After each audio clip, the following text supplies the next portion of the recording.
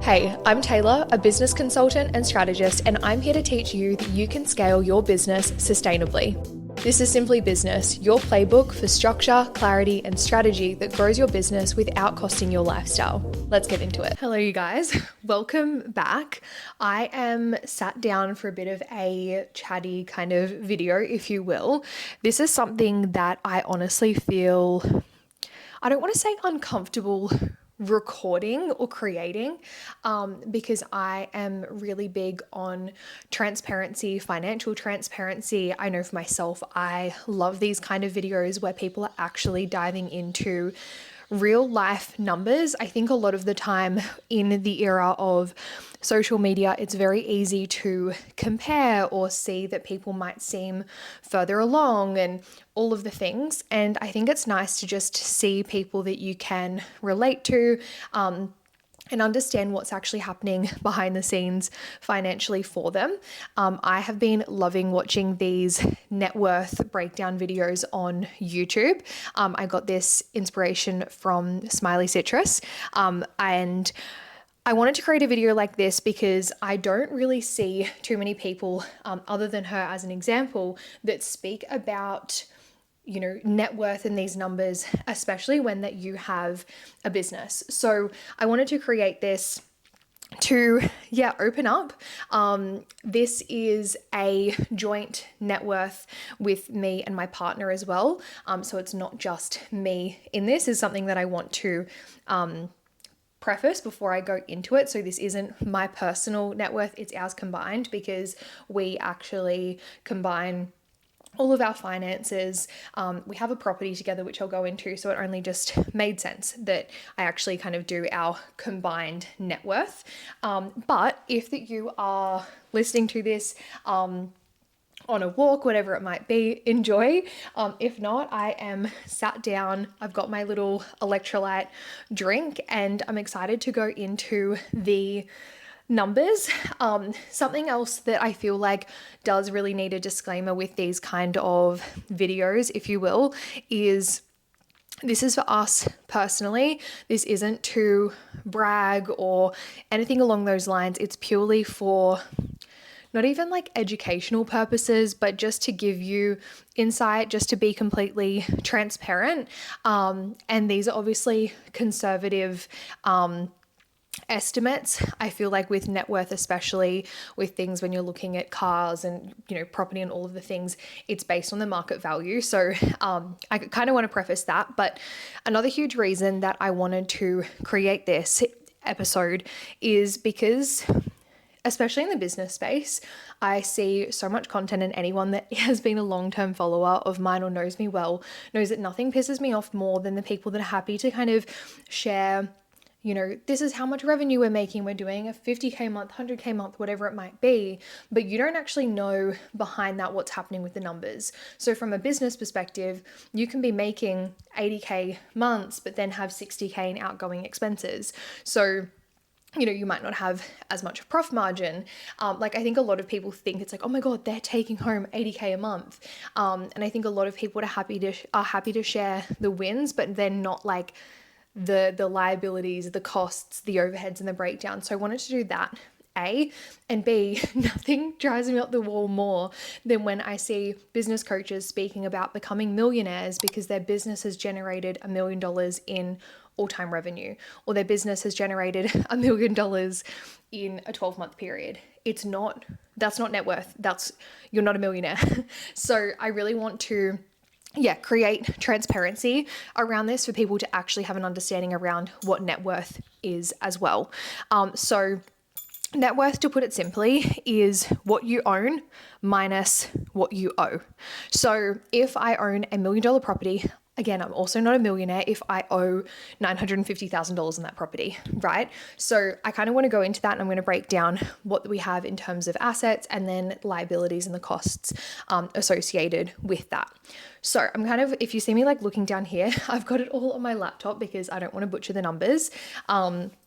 So just bear with me if I'm glancing down, but I want to start with cash first and foremost. So currently in our cash savings combined, we have $42,000. Personally for me, I really like to have a good buffer in savings, and I like to break down savings in terms of having a bit of an emergency fund, especially now because we're coming into having a baby and having another human life depend on us. So, especially being self-employed and all of the things, being able to actually have that buffer should, I be out of work or, unexpected expenses, things with a car, like whatever it might be, you've always got that kind of buffer of cash. I also have this personally in my business as well.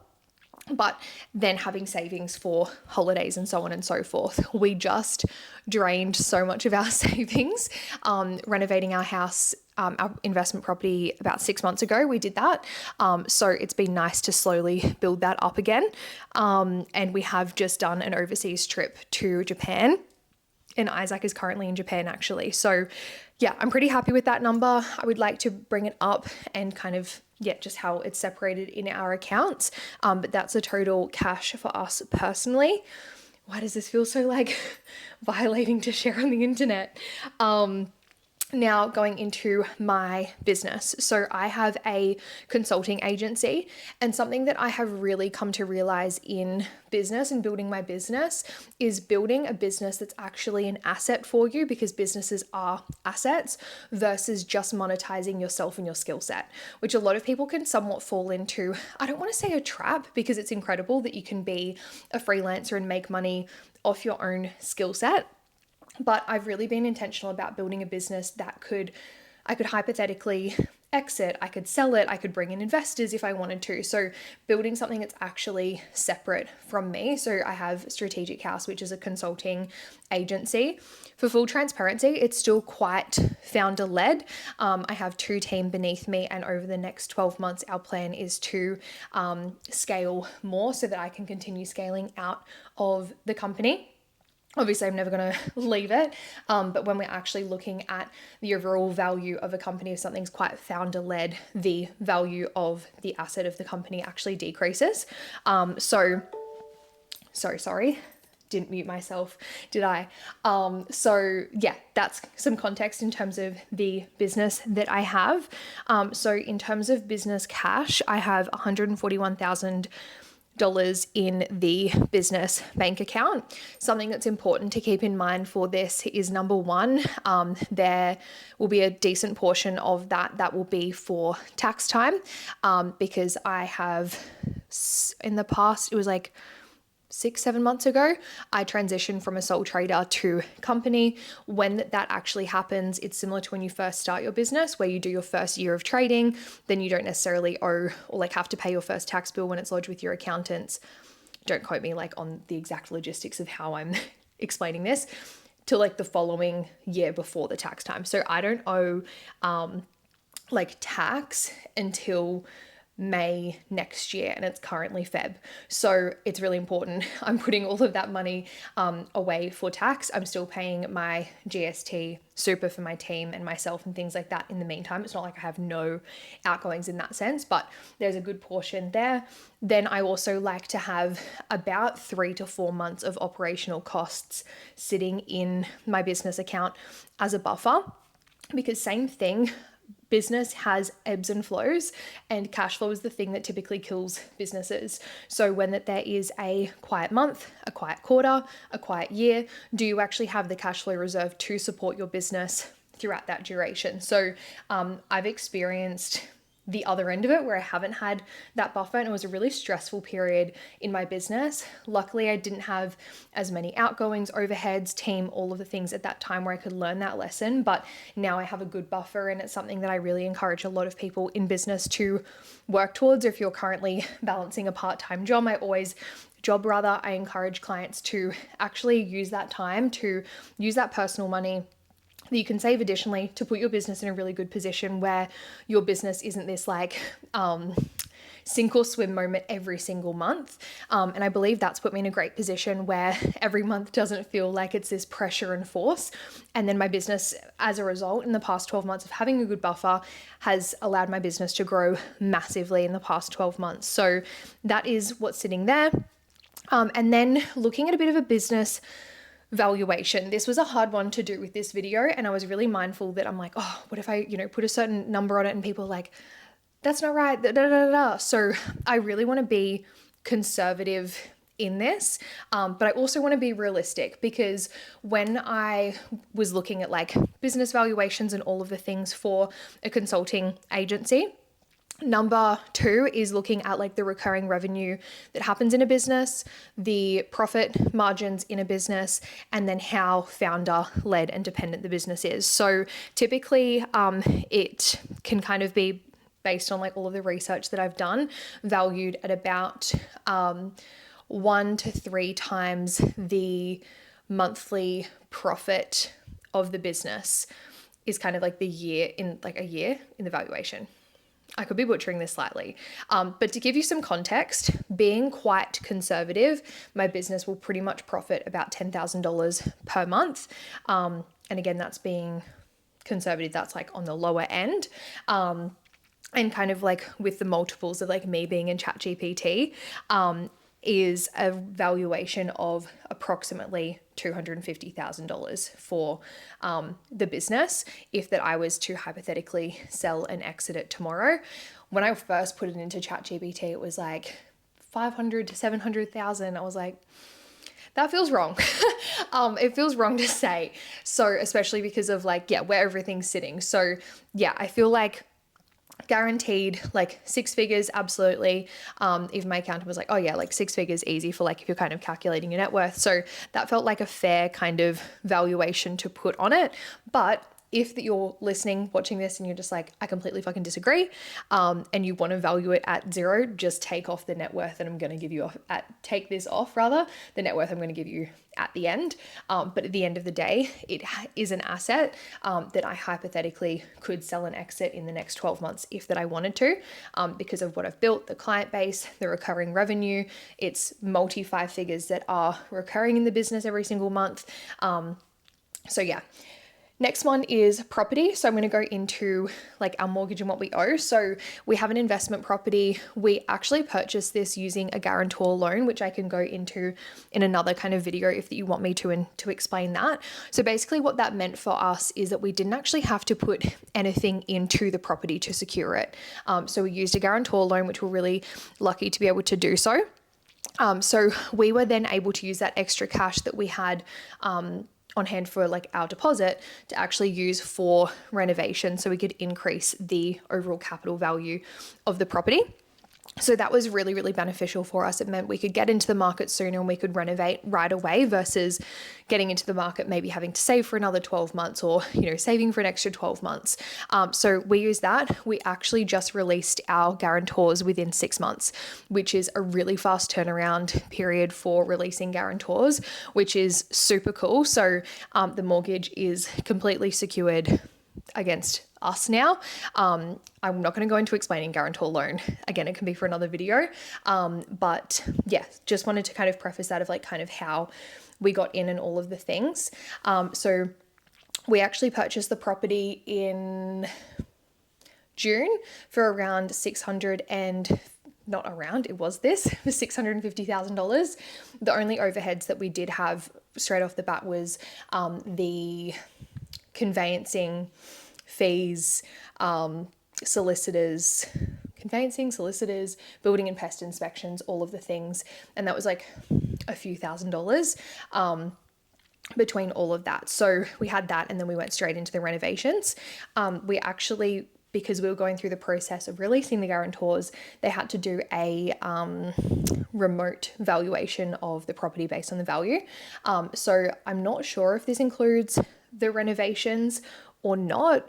when we went to release the guarantors literally 6 weeks earlier, the property was valued significantly less when he went and had a look online, but then the property market went up massively. So I'm not 1,000% sure, like the house could actually be valued at more, but again, at least this is conservative. And that was a $900,000 valuation.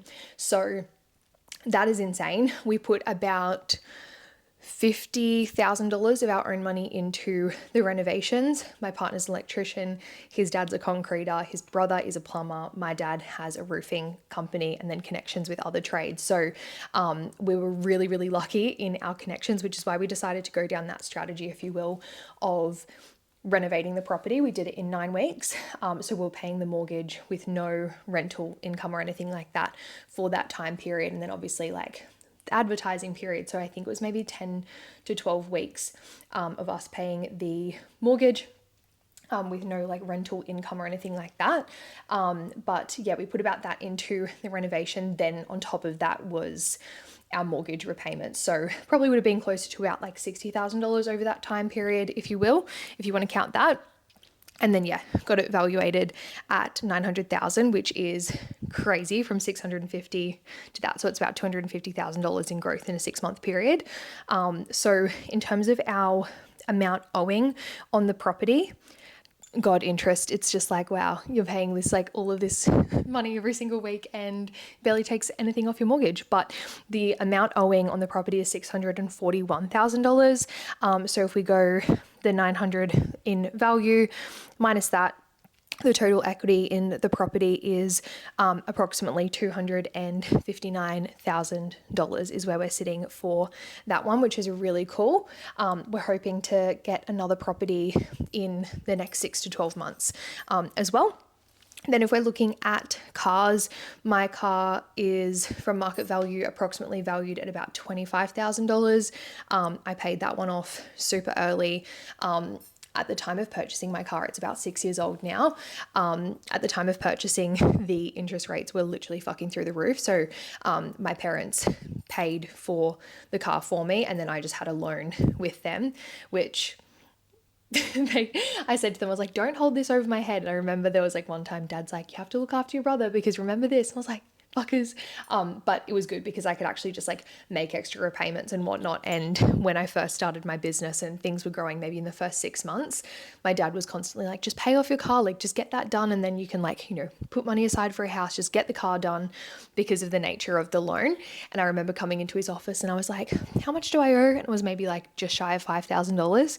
And I was like, cool. And then I just transferred him like that amount. He's like, what? And I was like, paid it off. So that was really nice to do. So I haven't had like a car loan in the longest time. So yeah, 25,000 on that one. And then Isaac actually just recently purchased a car. He got a really good price for it. I've had a look online, cross-checked things with ChatGPT, and a conservative kind of value of his car now is about $58,000. He has a BT50 GT. Don't know what that means. It's some kind of model, whatever, the 2025 one.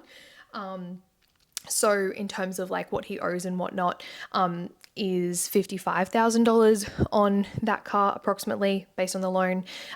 So then the like equity, if you will, is about $3,000, like, which I feel like let's just call that zero. Do you know what I mean? So there's that. And then I think that's another thing as well, like with cars, right? Like it's actually a depreciating asset when we look at a car investment versus the property, worlds apart, right?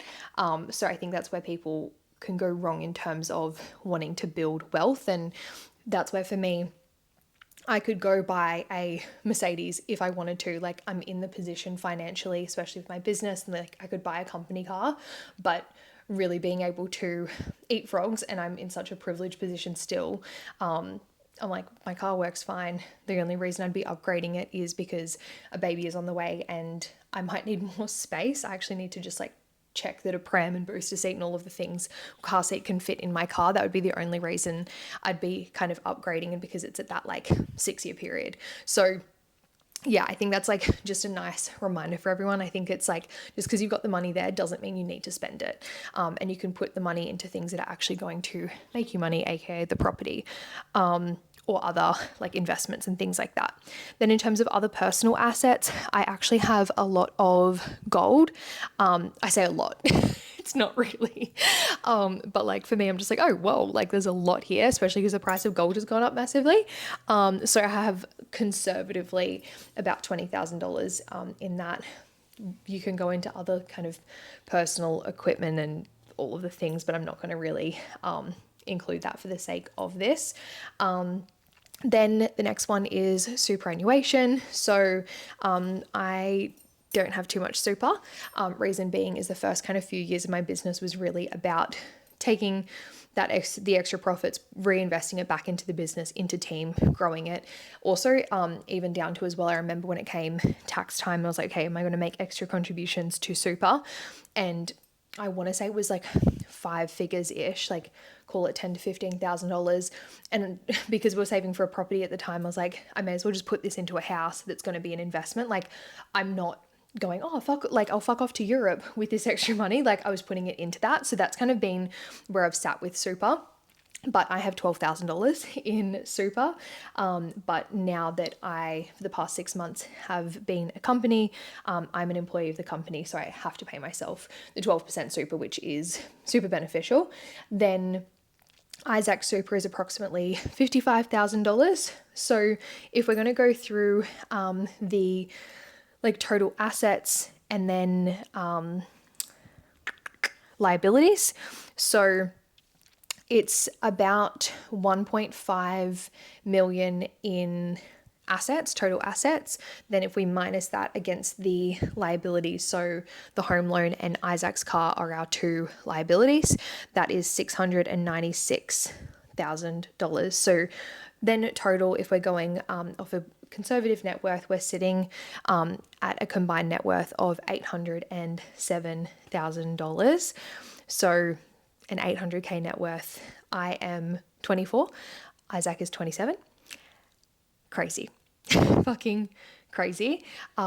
Because yeah, I just never thought that I would be in this position at the age that I am. And I've only recently really gotten into, net worth and understanding net worth, tracking my net worth. And it's really motivating because I think a lot of the times, especially, building a business and working hard and investing in property, like right now, I don't feel like, oh my God, like I feel super rich. Like it costs us a few $100s every single week to pay for our investment property. Like we have like rent coming in, but it still costs us every single week. It's not cash flow positive, this property, just yet. So it's one of those things that can feel like in the existing circumstances, it's like, oh, are things moving? Are they happening? Like, are we doing the right thing? But then actually looking at this on paper, it makes you feel so much better around what you're actually building. And it's just remembering that investing, whether it be in investment properties, in stocks, whatever it might be, it's for the long game. And I think in today's day and age, and I know for myself, I'm so addicted to short-term gratification. I'm like, well, I want to see results in 6 months, 12 months. And even still, like we've seen incredible results in our property in the past 6 months, but it's not tangible. It's not like, oh, that money's in my bank account now and I can go have a bougie trip. And it doesn't work like that. So yeah, I think it's nice to just actually track and actually understand, okay, when we're going into debt for things or the car, like how is that going to impact us as well? So yeah, if you're the person that's like, nope, the business doesn't count, or if you're like, I want to go off the $100,000 kind of valuation number, then it's sitting at about $700,000. But yeah, I'm really happy with that. And if that you are, oh my God, I nearly lost my camera.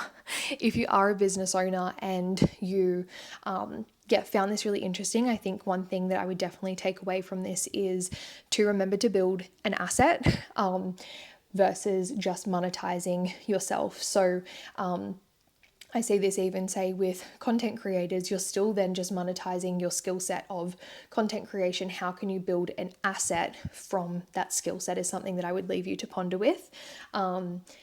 If you have any questions, any kind of part twos, anything that you want me to go into, I'd be more than happy to do so. I want to bring more of these kind of conversations over here. It honestly does feel quite daunting to go post on the internet and to have this open to people. But yeah, I hope you got value out of it. I hope you got insight out of it.